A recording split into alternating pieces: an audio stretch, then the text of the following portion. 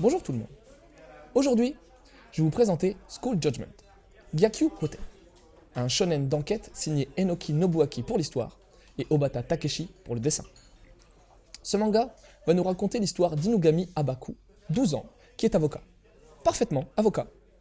Car depuis 5 ans et un horrible crime perpétré dans une école primaire et appelé le procès du sang, le gouvernement a mis en place un système judiciaire dans les écoles, dirigé par les élèves eux-mêmes.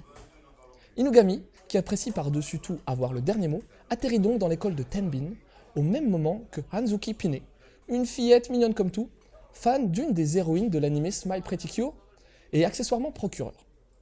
Comme vous pouvez l'imaginer, nos deux acolytes vont devoir s'affronter lors de joutes juridiques qui auront pour mission de dénouer des mystères tels que qui a découpé Suzuki, ou bien qui a pris des photos d'une idole en cachette.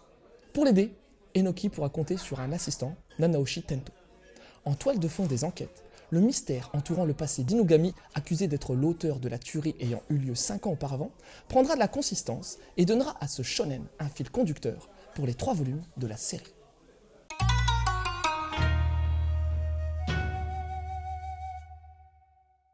Ah, on est dans du pur Obata style. À un dessin accessible, assez moderne et conventionnel pour ce que le grand public appelle du dessin manga, est allié un gros travail sur les contrastes.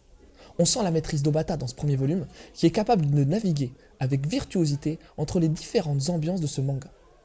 Si le dessin reste somme toute assez quelconque, il est grandement sublimé par une réalisation vraiment impressionnante. Les plans choisis sont riches, et que dire du découpage? Non. Sans vraiment laisser paraître, on est face à un gros travail de la part d'Obata qui, pour moi, reste un grand technicien dans la manière de donner vie à son dessin. On notera une assez grosse particularité dans l'édition de Kana, puisque les 3 volumes de la série sont sortis d'un seul coup.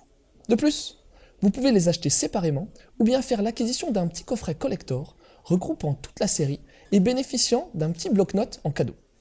Petit point négatif que vous découvrirez peut-être, c'est une adaptation pas assez pointue par moment, laissant certaines énigmes relatives au kanji assez peu convaincantes pour un lecteur néophyte.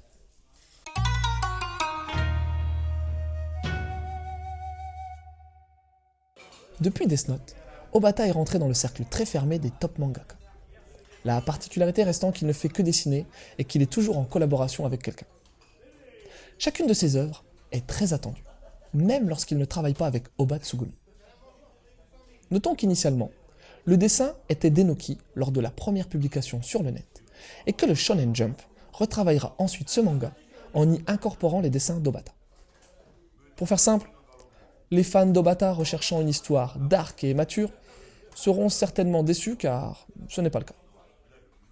Pour parler de ce manga, il faut garder en tête le fait qu'il s'agit d'un shonen à destination d'un lectorat assez jeune et, à ce titre, c'est une belle réussite.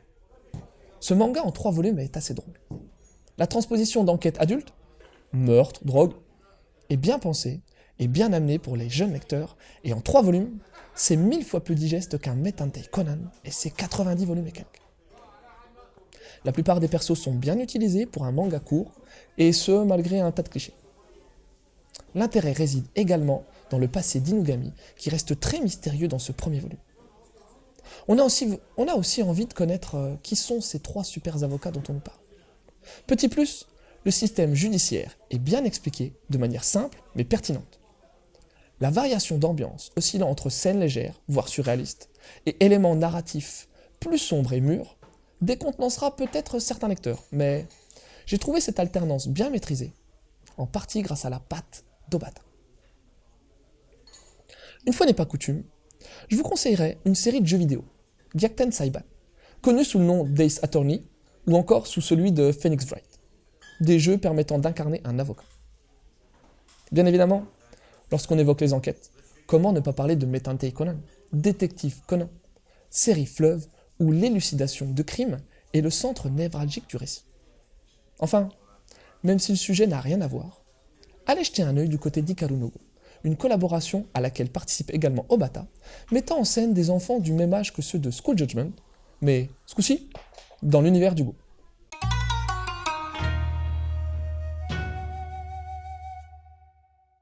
Pour conclure sur School Judgment, c'est un shonen d'enquête à destination d'un lectorat assez jeune, incorporant des scènes drôles à une ambiance parfois un peu plus sombre. Ce manga met en avant des élèves de 12 ans qui vont être au cœur d'un système judiciaire pour les enfants assez bien expliqué.